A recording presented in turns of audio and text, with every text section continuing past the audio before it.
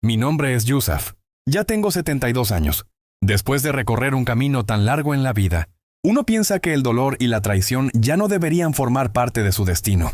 Pero quizás el mayor sarcasmo del destino es que te traiciona justo cuando estás más solo. Tengo una sola hija, Laiba. Cuando nació, no dejaba de agradecer a Dios. Pensé que esa niña iluminaría mi vejez. Sería mi apoyo, mi felicidad. Pero estaba equivocado. Esta no es la historia común de un padre y su hija. Es una historia de dolor, traición, ambición y del verdadero rostro del ser humano. Mi esposa, la madre de Laiba, falleció hace muchos años. Tenía cáncer. En ese entonces, Laiba tenía apenas 14 años. La muerte de su madre la destruyó por dentro. Pero nunca imaginé que ese dolor un día se convertiría en ingratitud y desobediencia. Laiba pasó momentos muy duros conmigo.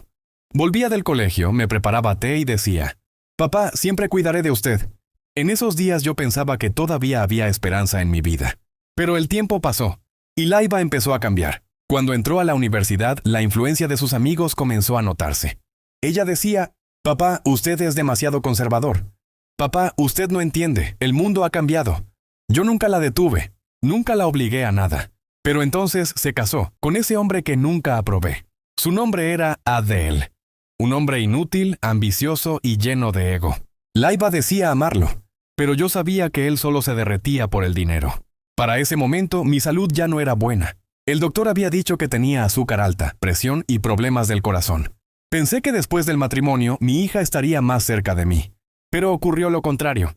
Apenas 2 meses después de la boda, Laiba me llamó y dijo: «Papá, en la casa de Adel hay poco espacio, y ellos necesitan privacidad. Por eso, por favor, váyase a nuestro antiguo pueblo por unas semanas».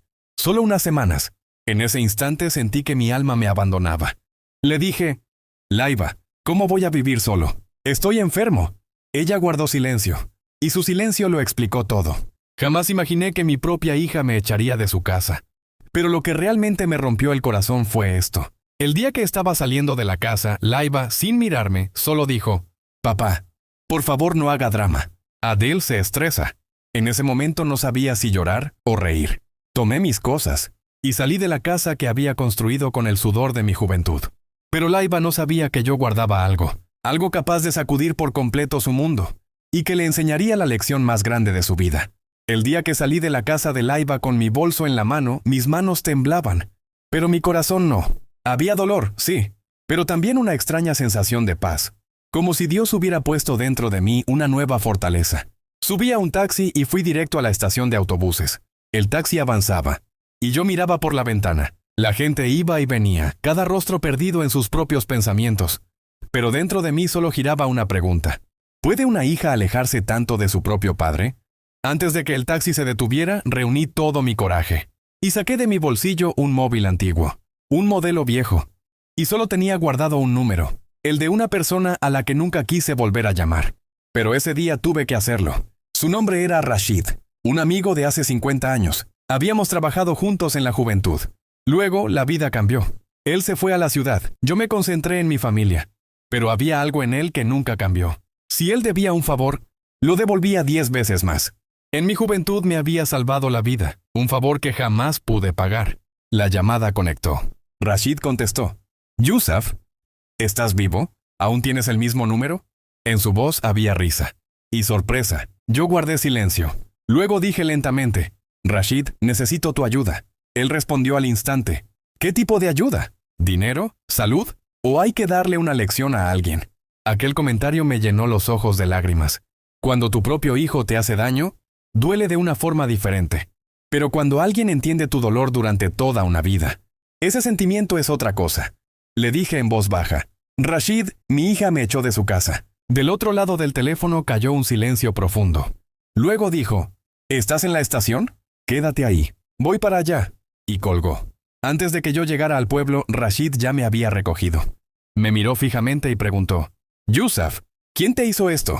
Ese yerno ambicioso». Yo solo dije una palabra: «Laiba». Él respiró hondo y respondió: «Bien, entonces escucha. No estás solo. No tengas miedo. No voy a lastimar a tu hija.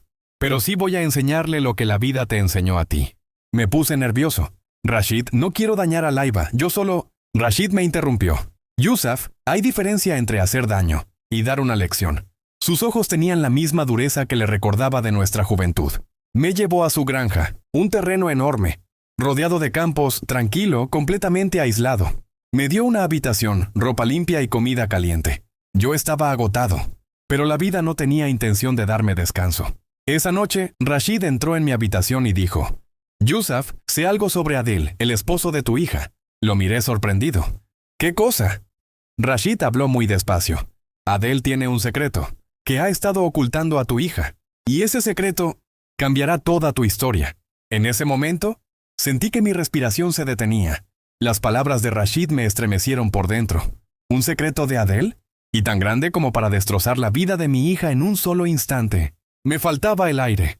Le pregunté en voz baja: «Rashid, ¿de qué secreto hablas? Dímelo claramente». Él dejó la taza de té sobre la mesa y dijo muy despacio: «Adel está hundido en deudas». Parpadeé varias veces. ¿Deudas? Pero Alaiba le dice que su negocio va de maravilla. Rashid soltó una risa fría. «Yusuf, lo que él maneja no es un negocio, es un pantano. Ese hombre debe 3,5 millones. Y lo peor, está ocultando esa deuda». Sentí mi corazón encogerse.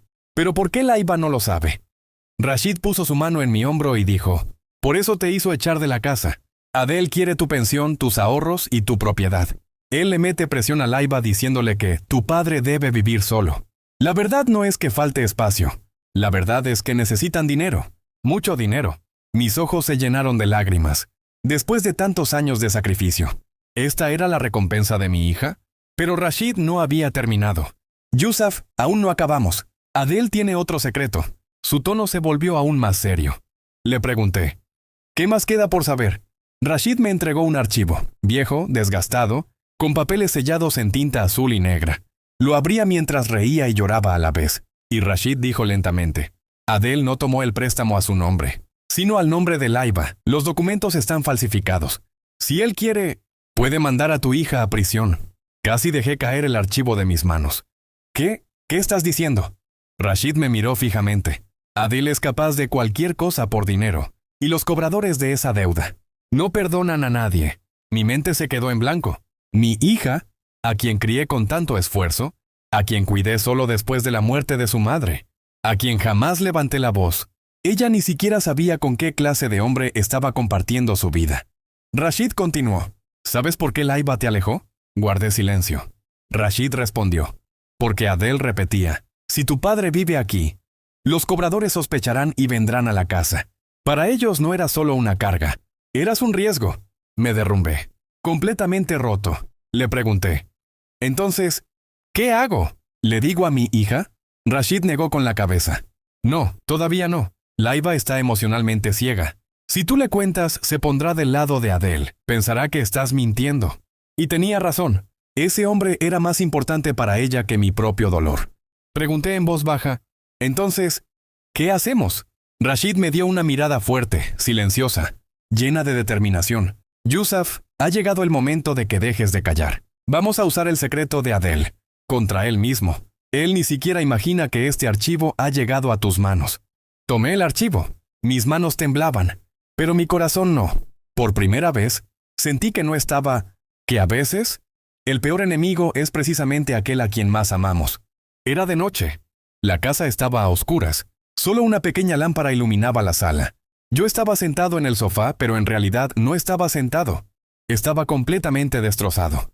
Sheraz estaba arriba, en su habitación, y yo sabía que seguramente estaba hablando por teléfono con Ayman. La vida de los dos giraba alrededor del otro, y la mía se había quedado en una oscuridad absoluta. Me limpié las lágrimas, pero cuanto más intentaba ocultarlas, más crecía el dolor dentro de mí. Recordé a mi difunta esposa. Ella solía decir: «Hamid, cuando los hijos crecen, el padre se convierte en una sombra. Cada vez forma menos parte de sus decisiones». Pero esto era un tormento. Mi hijo se había alejado tanto que ya no tenía ningún lugar en su vida. A las 2 de la madrugada escuché la puerta de la habitación de Sheraz abrirse. Por primera vez en mi vida decidí que no iba a quedarme callado. Me levanté despacio y caminé hacia su cuarto. La puerta estaba entreabierta. Lo vi hablando por teléfono con la voz muy baja. «Ayman, por favor no llores. Voy a arreglar todo. Un día mi padre lo entenderá, ¿sí? No te preocupes. Tú eres todo para mí». Esa frase, «eres todo para mí», cayó sobre mi pecho como una piedra. Por primera vez entendí que el problema no eran solo el dinero, la propiedad o el carácter de Ayman. El problema era que mi hijo ya no me consideraba importante.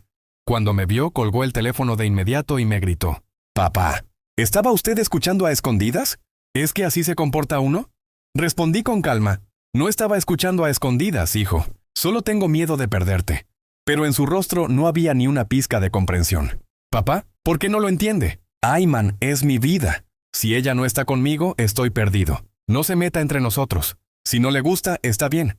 Pero yo no me voy a alejar de ella». Me quedé sin palabras. Ese «no se meta entre nosotros» me atravesó el corazón. Dije suavemente: «Hijo, no soy tu enemigo. Solo veo que esta chica te está cambiando. Tu forma de pensar, tu respeto, tu manera de hablar, todo». Sheraz me miró con ira. «Papá, si estoy cambiando es porque por primera vez alguien entiende mi valor». Sentí que se me cortaba la respiración. 57 años de vida, y mi propio hijo me decía que yo nunca comprendí su valor. Decidí no responder. Bajé de nuevo a la sala, pero cada paso era pesado como si llevara un mundo encima. Sentí que no solo fallé como padre, sino como ser humano. Esa noche la pasé despierto en el sofá. Cada minuto, cada respiración era una nueva herida. El amanecer estaba por llegar, pero para mí la oscuridad apenas comenzaba. Porque esa noche, por primera vez, un pensamiento apareció en mi corazón. Si esto sigue así, no solo perderé a mi hijo, perderé mi respeto, mi hogar, mi paz. Lo perderé todo.